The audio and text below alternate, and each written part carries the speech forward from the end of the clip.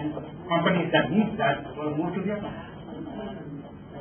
There will not be enough proper, decent jobs in Cambodia.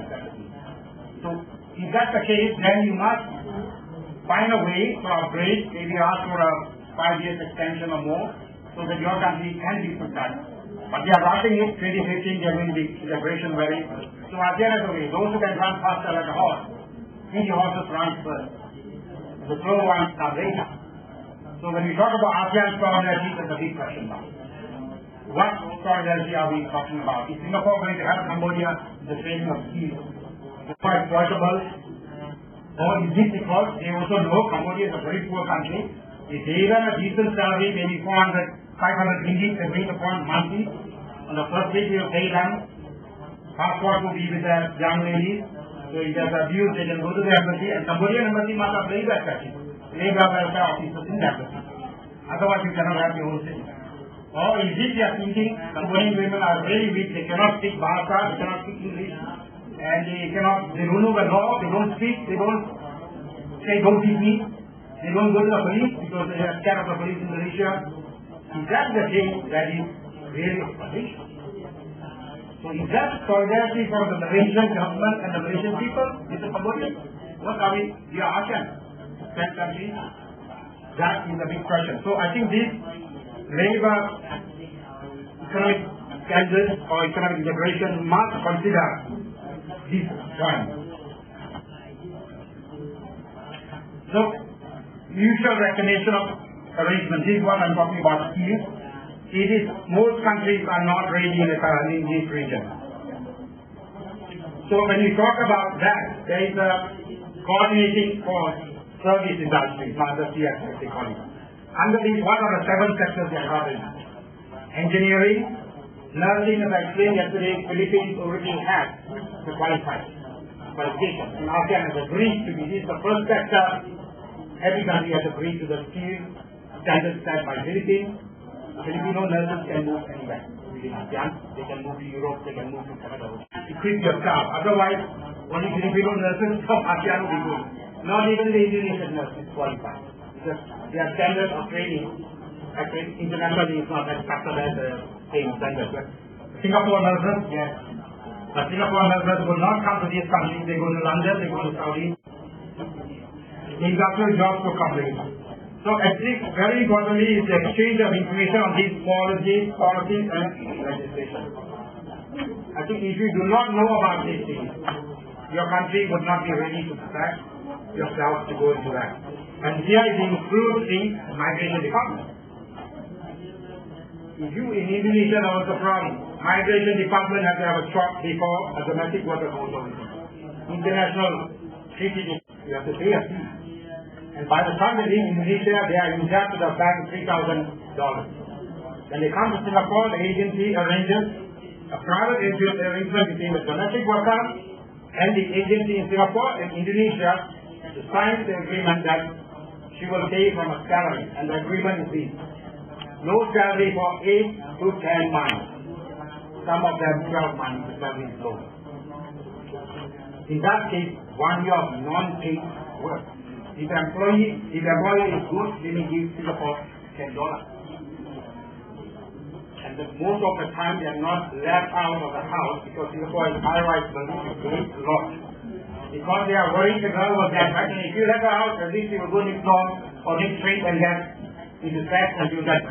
Every 6 months they are set for pregnancy. If they are from pregnant, then they are not.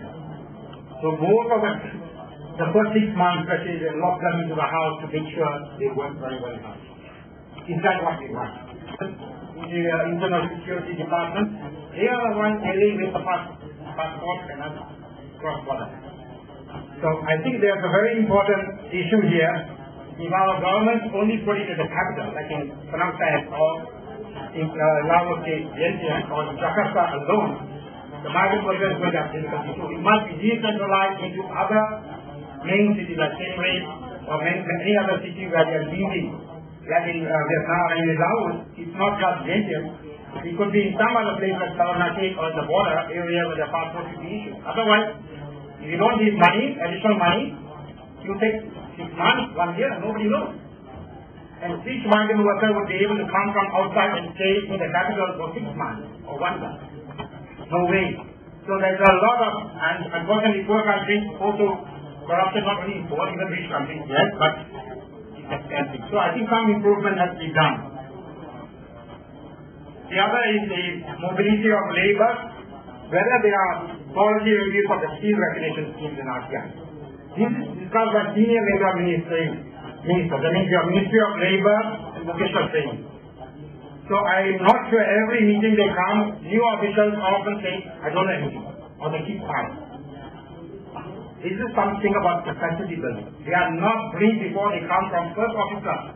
Officials who come, they must know what they are coming for. So there are problems there. So I would not go into details. Your competence of skill has been mentioned. Yeah, they are all been participating.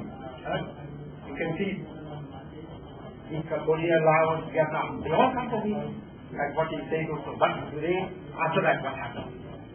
So it's just empty talk, or is it there's something real? But we can't expect a funding agency to change your policies for you.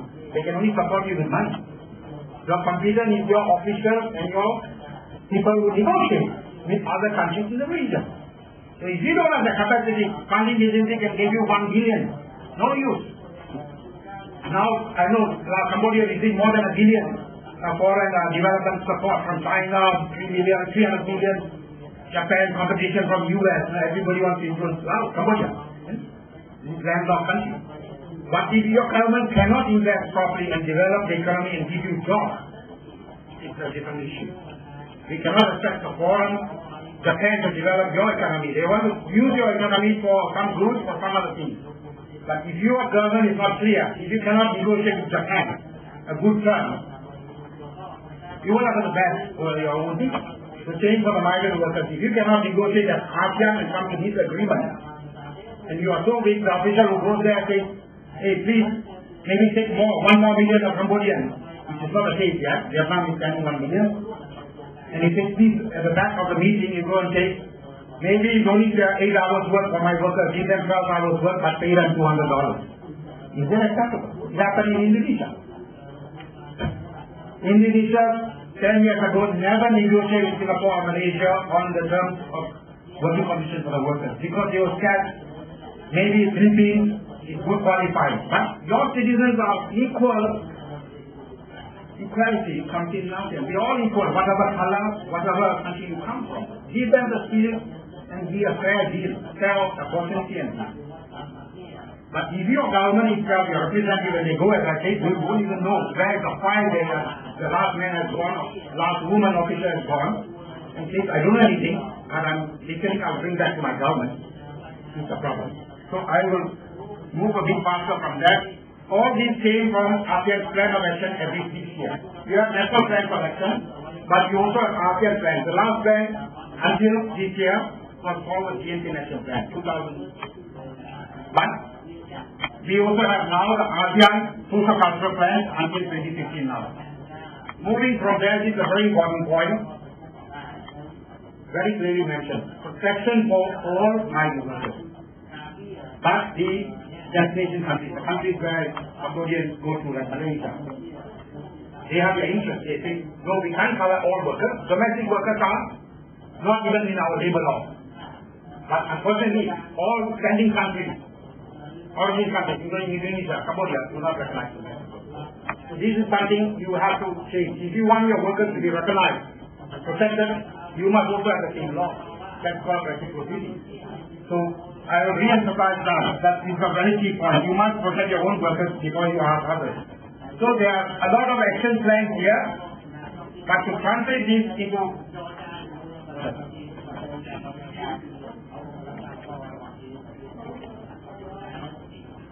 gone to the bottom for some reason. Okay, the important point is that they have a lot of action plans often in paper. So from the payment of wage and then adequate access to decent working.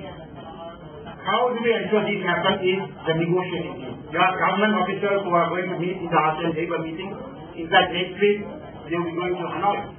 Do we know which officer from the Ministry of Labor is going? They must confirm the home affairs of the passport issue, like the Malaysian 26 way the passport now they are supposed to